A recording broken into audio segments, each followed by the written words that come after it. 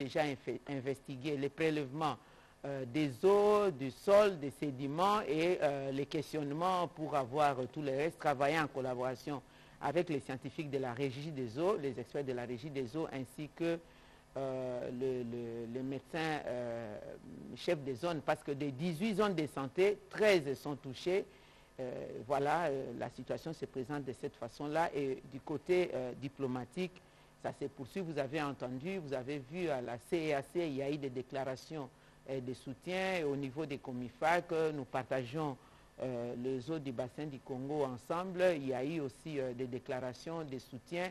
Et nous sommes en collaboration avec d'autres institutions internationales, notamment la FAO, qui a aidé aussi avec d'autres investigations de laboratoire, et les informations se recoupent et corroborent. Mais nous sommes encore dans le processus de la procédure diplomatique pour aller voir concret. Mais j'ai oublié de dire une chose, que parmi les mesures les plus urgentes, c'était d'abord de saisir cette usine via la note verbale signée par le VPM, le vice-premier ministre en charge des affaires étrangères, via l'ambassade de l'Angola ici. Et une bonne chose est qu'on avait arrêté cela. Bon, on ne sait pas exactement, comme on l'a dit, c'était un accident, n'est-ce pas, où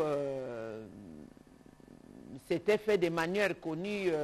On aurait appris nettoyage des machines, on a utilisé quel genre d'acide, on ne sait pas trop. Mais après, il y a eu un communiqué que nous avons vu dernièrement par les biais de médias que c'était un accident de déversement des eaux, de recueillement, de nettoyage justement de ces matériels des usines, et ça s'est déversé vers la rivière. Voilà la situation, comment elle se présente. Et en dernière nouvelle, il y a cette usine qui a reconnu, hein, n'est-ce pas, que ça venait de ces acides, et le gouvernement angolais l'a reconnu. Pour nous, nous pensons que c'est un grand pas pour aller vers la réparation, parce qu'à ce stade, c'est la destruction totale des écosystèmes, notamment la vie aquatique, la biodiversité aquatique. C'est ça le grand problème, parce que la restauration de la biodiversité aquatique est un grand problème. Nous avons aussi, les poissons sont morts, donc les alevins aussi. Et si vous avez des mammifères de la taille des hippopotames, c'est qu'il y a aussi des reptiles qu'on n'a pas pu peut-être voir parce que tout le monde avait peur d'accéder à ces eaux. Bon, évidemment, en arrivant là-bas, les eaux ont commencé à s'éclaircir, mais ce n'est pas évident. Ce n'est pas parce que les eaux se sont éclaircies que tout est fini. Nous avons encore des réserves. Les experts qui sont restés sur terrain, d'ici là, demain, après-demain, ils vont nous donner des informations nécessaires pour savoir si nous pouvons demander à la population d'y accéder. Mais le tissu socio-économique à Chikapa et dans des coins touchés vraiment a reçu un coup, parce que les activités principales, il y en a deux. Outre l'activité artisanale d'exploitation du diamant, mais il y a la pêche. Donc toute cette chaîne de la pêche, des pêcheurs aux vendeurs, aux revendeurs, aux consommateurs, et c'est la situation économique et sociale qui est frappée. Si nous parlons des mammifères au niveau des Ilebo, c'est l'écotourisme qui est aussi frappé. L'accès à l'eau, c'est un grand problème. Là, le gouvernement a tenu compte de ça. Nous avons prévu le programme où nos collègues de développement rural, le ministre d'État et le ministre de la Pêche et l'Élevage, ainsi que le ministre des Affaires sociales et humanitaires, le ministère de la Santé aussi, nous avons envoyé un lot de médicaments composé de 40 tonnes de médicaments anti-diarrhée, lutte contre les maladies hydriques et aussi le paludisme, évidemment, comme c'est toujours permanent. Et on a tenu compte des éruptions cutanées, etc. Il y a aussi des forages d'eau qui sont prévus, et le renforcement des capacités de la régie des eaux, parce que nous avons constaté que la régie des eaux, là-bas à Chikapa, sur place, a la capacité de desservir 50 000 mètres cubes par jour, mais la desserte en eau potable, c'est seulement 3% de la population, parce qu'il y a un coût. Nous pensons qu'au niveau du gouvernement, nous sommes en train de nous activer pour faciliter les raccordements en eau, et puis procéder à l'aménagement des puits, des sources naturelles pour les villageois et tout, et aussi des fontaines. Ben voilà, c'est comme ça que ça se présente la situation il y a beaucoup de choses, mais nous avons essayé de les résumer. En tout cas, c'est ça l'essentiel. S'il y a d'autres questions, nous pouvons aller à éclaircir. Voilà, alors, donc on va prendre une série de questions spécifiquement sur la situation de Chikapa. On en prendra 5. Nous voulons des questions courtes, claires et précises. Vous avez vu que la présentation de la ministre, de la vice-première ministre a été assez exhaustive pour vous donner tout ce qui a pu être fait par le gouvernement. On va commencer par Alfred Toumba.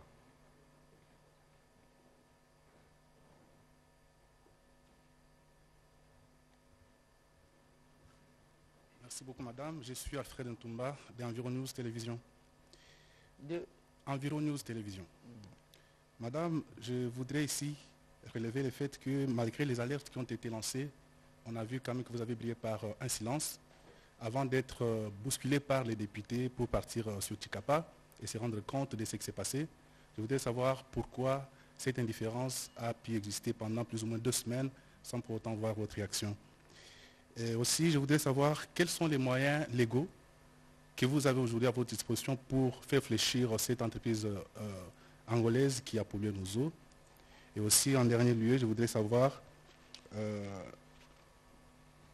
en termes de chiffres aussi, quelles sont les statistiques que vous disposez aujourd'hui pour essayer un peu de prendre ça comme des moyens légaux et faire la pression sur cette entreprise. Merci.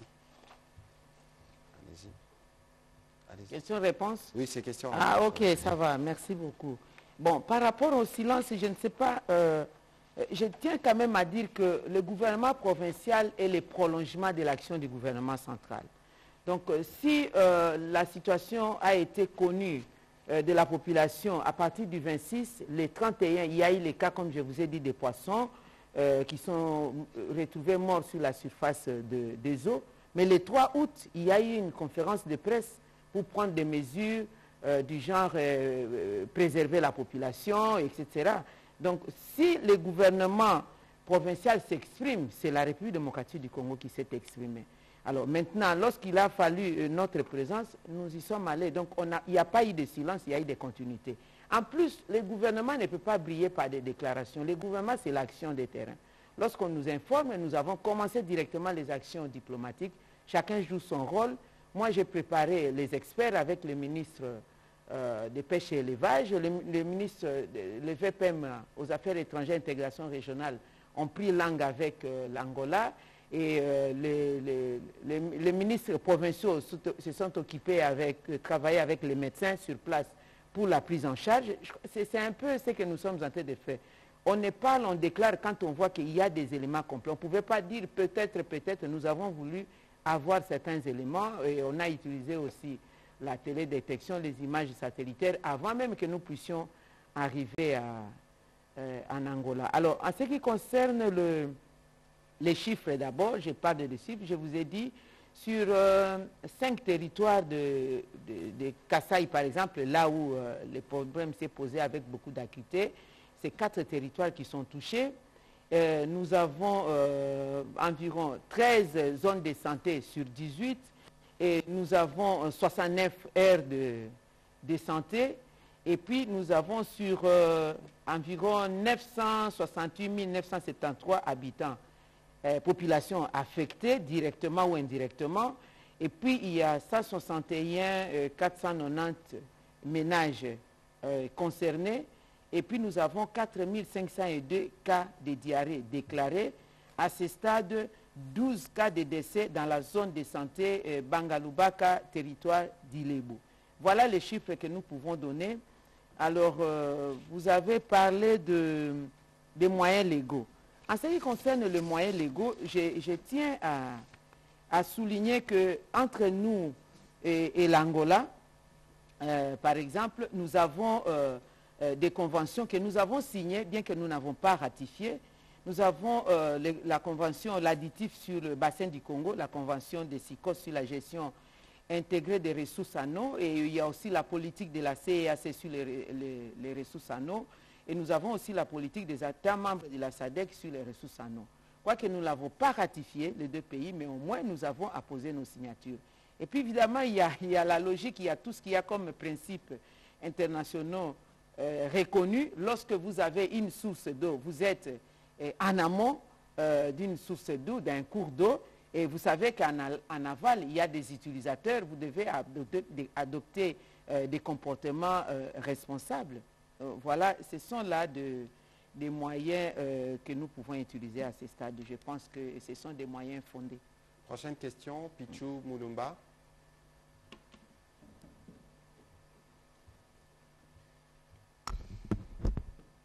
Merci.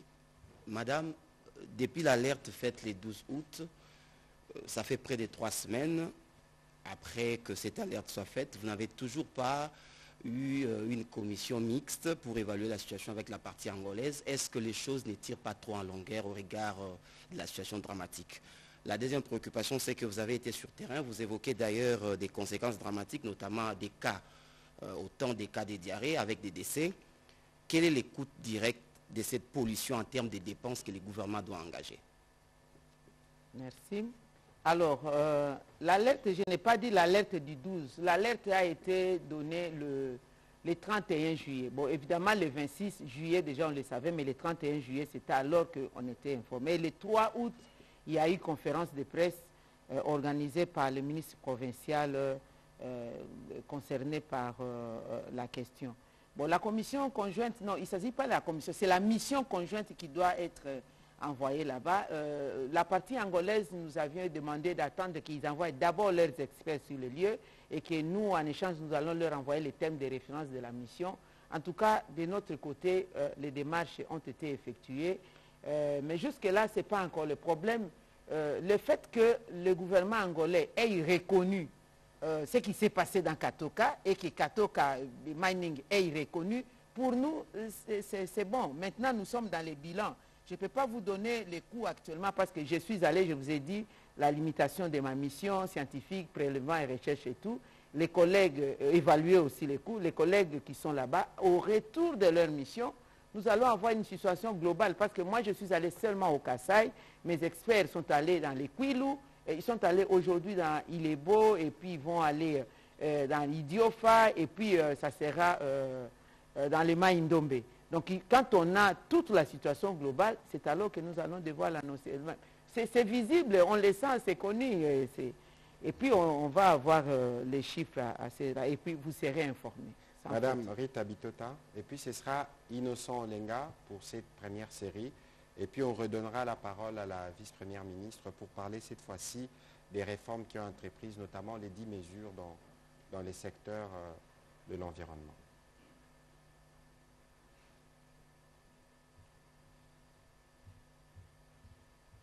Merci, Monsieur le ministre, pour la parole.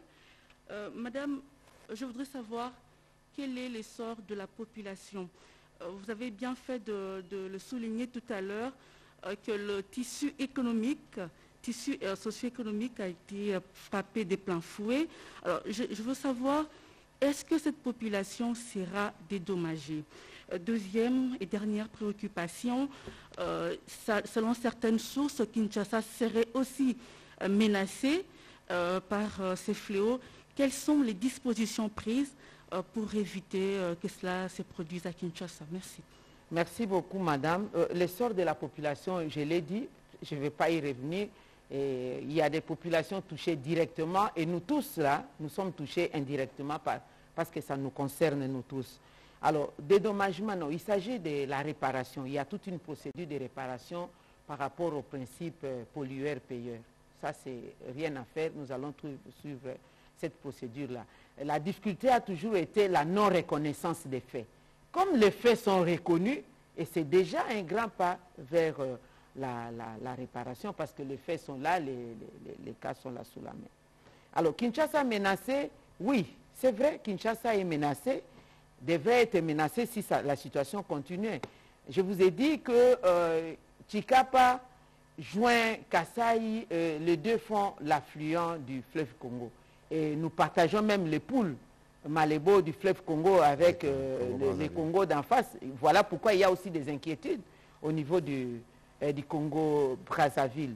Mais les précautions à prendre, on a pris ces précautions-là depuis le 3 août de demander et qu'il soit mis fin au déversement de ces substances-là nocives qui ont pollué, contaminé les eaux.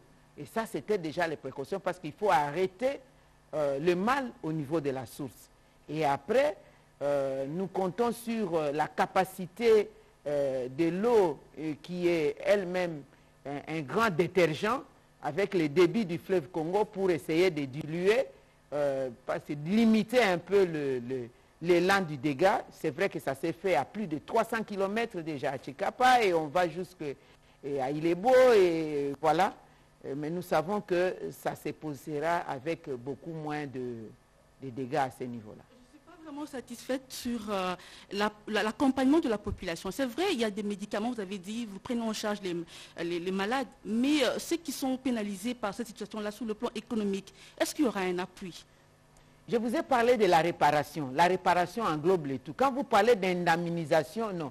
La procédure ici, on parle de la réparation par rapport au principe de pollueur-payeur. Mais ce que nous faisons déjà, c'est ce que nous accompagnons. Nous avons donné l'alternative à l'eau de la rivière Chikapa pour l'usage des ménages, etc. C'est le forage des eaux, le forage dans les puits d'eau, les fontaines, le renforcement de la capacité de la régie des eaux. Et on fait de même de forage jusque dans les autres provinces concernées. En ce qui concerne l'humanitaire, par exemple, dans la gibecière du ministre des Affaires sociales, il a donné quelques kits qui vont aider la population. Le ministre de Pêche et Élevage a appuyé les activités de pisciculture, n'est-ce pas? Mais des grandes activités concernant, par exemple, la restauration de la biodiversité aquatique.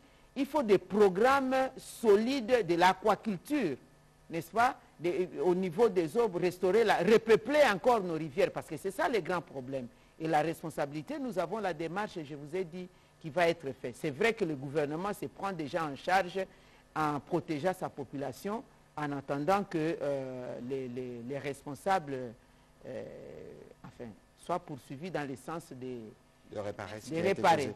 Dernière question sur ces sujets, Innocent Olenga, et puis nous entrerons dans la deuxième partie de notre communication de ce jour. Merci beaucoup pour la parole, Innocent Olenga, Scoop RDC.net. Madame, vous êtes beaucoup diplomatique. Vous parlez des pollutions, substances minérales, mais simplement nous disons que l'eau est empoisonnée. Et puisque vous parlez des réparations, vous avez déjà évalué les dégâts, perte des vies humaines, écosystèmes détruits et consorts. Les experts ont déjà travaillé là-dessus. Concrètement, en termes de réparation, combien allez-vous exiger? Combien le gouvernement congolais va-t-il exiger à l'Angola, via cette entreprise, de payer au Congo démocratique? Et dans votre exposé, je vous ai entendu parler des COMIFAC, la Commission des forêts d'Afrique centrale.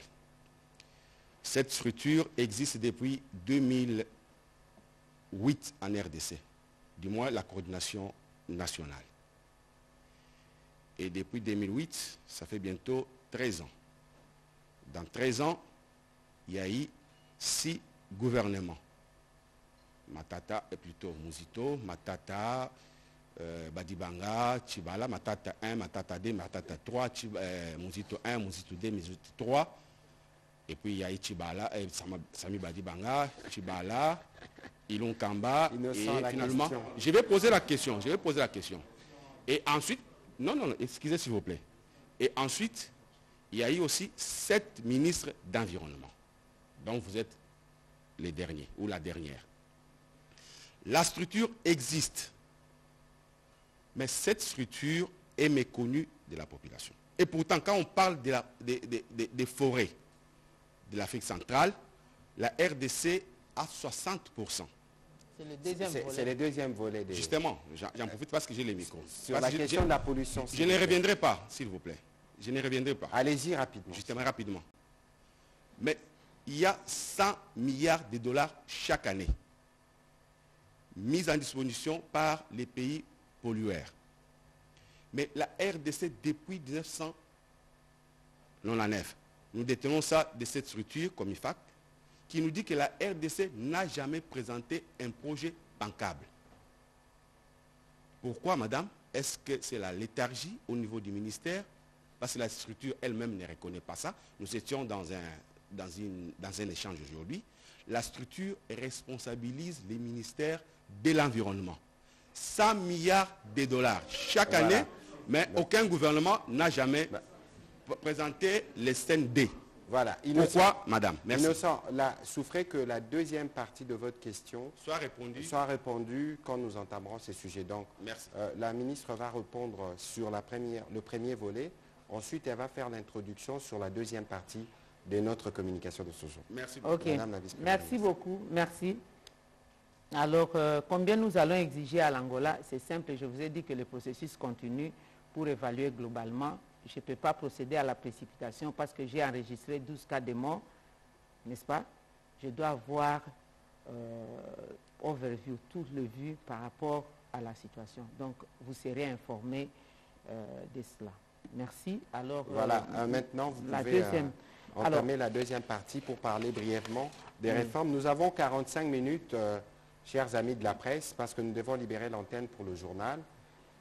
L'Excellence va introduire 5 ou 10 minutes. Ensuite, je voudrais des questions précises pour lui permettre de répondre au plus grand nombre de questions. Ok, merci beaucoup. Lorsque nous avons pris les fonctions du ministère de l'Environnement et du Développement durable, nous avons commencé par les 10 premières mesures pour redresser, n'est-ce pas, ces secteurs-là, combien vital. Et ces mesures urgentes sont préconisées justement pour la gestion durable des ressources naturelles que nous avons, avec comme objectif transformer ces potentialités congolaises en richesses qui vont bénéficier à la population dans le cadre d'atteindre des objectifs de développement durable pour lesquels nous avons aussi la responsabilité. Alors, les 10 premières mesures, parce qu'il y en aura d'autres, nous avons commencé par l'institution de la taxe carbone. Je crois que c'est la question de M. Olenga. La taxe carbone, il y a une loi pour l'infraction de la pollution, les taxes de la pollution. Mais la pollution, c'est globalisant. Mais la taxe carbone, proprement dite, il n'y a pas de cadre juridique à cela. Deuxièmement, c'est la création de l'autorité de régulation du marché carbone. Depuis 2011, effectivement, il y a des organisations, des entreprises qui s'évertuent à devoir entrer dans le processus de capter les crédits carbone congolais. Entre-temps, le carbone congolais n'est pas certifié, n'est-ce pas? À partir de 2017, les informations à notre possession, après investigation, on a déjà commencé à capter ces crédits carbone. Mais ces marchés est un peu, il y a l'opacité autour de ces marchés. Nous avons donc décidé à instaurer désormais une autorité de régulation du marché de crédit carbone avec pour objectif de faire bénéficier le peuple congolais. S'il y a des questions à ce sujet, nous allons entrer en profondeur. Nous avons pris aussi la mesure de lancer des études pour l'élaboration dans l'ensemble de la politique du climat. Nous parlons climat, réchauffement climatique, nous parlons de tous les dérèglements du climat, mais il n'y a pas une politique claire de la RDC connue par le monde pour dire voilà, voici ce que veut la RDC en cette matière. Donc nous devons avoir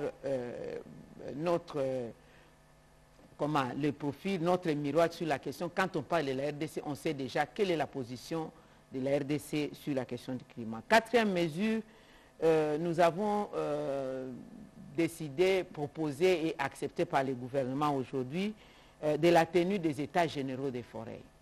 Pourquoi? Pour qu'enfin ces états généraux en découle la politique des forêts. Nous avons les codes forestiers, nous avons les codes miniers, nous avons la loi portant principes fondamentaux de protection de l'environnement, nous avons toutes les lois, l'arsenal juridique en matière d'environnement et des ressources naturelles, mais il n'y a pas une politique sur la forêt. On n'a pas fait l'état des lieux de nos forêts.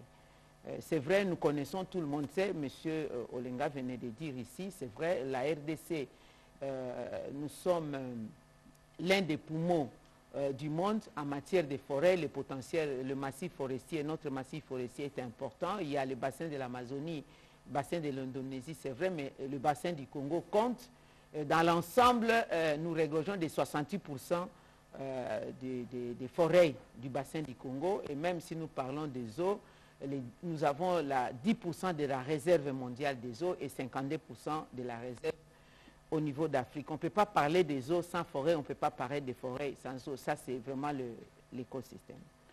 Alors, 6e mesure, nous avons décidé de la révisitation de toutes les concessions forestières octroyées par la République démocratique du Congo. Pourquoi révisiter? Ce n'est pas un rétropédalage pour dire non, les Congolais, ils signent un accord aujourd'hui et puis demain, ils ne veulent plus. Non, nous devons révisiter.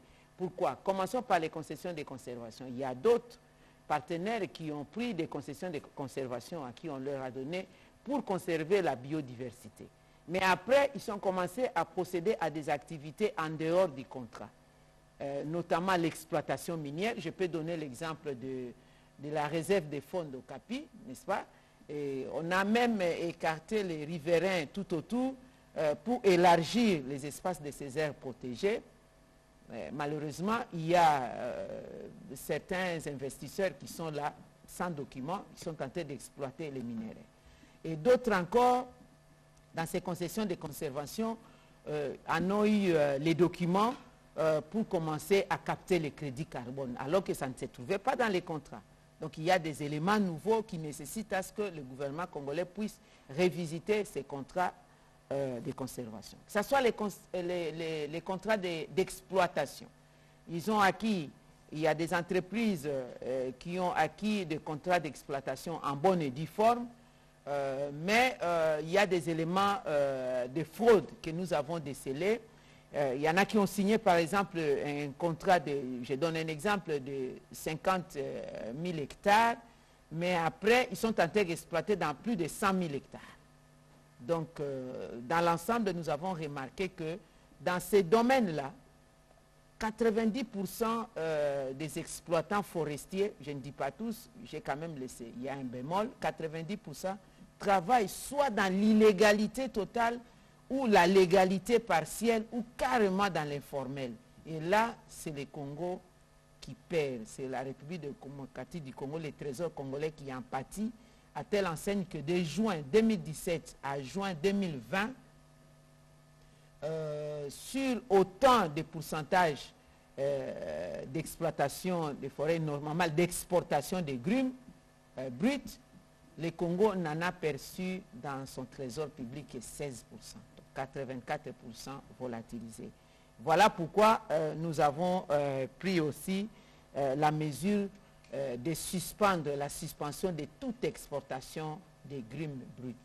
Évidemment, il y aura des mesures d'accompagnement. Dans le même ordre d'idée, nous avons procédé à la levée du moratoire en cours d'octroi des titres d'exploitation. Pourquoi lever du moratoire? Parce que d'abord, ce moratoire a été pris il y a 19 ans. Ça, c'est du provisoire. On ne peut pas demeurer dans du provisoirement définitif. Il faut lever ces moratoires pour prendre des mesures contraignantes définitives qui permettent à la restauration des écosystèmes, à la gestion rationnelle de nos ressources forestières. Et puis, enfin, nous avons pris la mesure de procéder, nous sommes déjà dans les enquêtes, de pouvoir procéder à la conciliation des données statistiques sur tous les services qui interviennent dans le secteur de l'environnement. Il y a la DGDA, l'OGFREM, l'OCC, DGRA, DGI, etc. Surtout en matière d'exportation. Pourquoi je vous ai parlé des données statistiques sur les rentrées dans les trésors publics? Les données ne sont pas, ne corroborent pas. Donc il y a quelqu'un qui exporte par exemple 150 000 mètres cubes, mais qui présente 15 000 mètres cubes, ou qui présente 10 000 mètres cubes. Alors, quand vous allez interroger l'OGFREM, vous avez d'autres chiffres, vous allez à la DGDA, DGRAT, vous avez d'autres chiffres. Et là, c'est la République démocratique du Congo qui en pâtit. Je sais que ce sont des mesures impopulaires, mais ce sont des mesures importantes, de sorte que l'intérêt du Congo en bénéficie. Et je sais que je vais avoir l'accompagnement de la presse que vous êtes pour convaincre l'opinion. Merci. Merci. On va prendre cette série de questions. On a à peu près 20 minutes. On va essayer d'être bref, précis et direct. On commence par Madame Réé Matabou et puis ce sera Pascal Moulengo.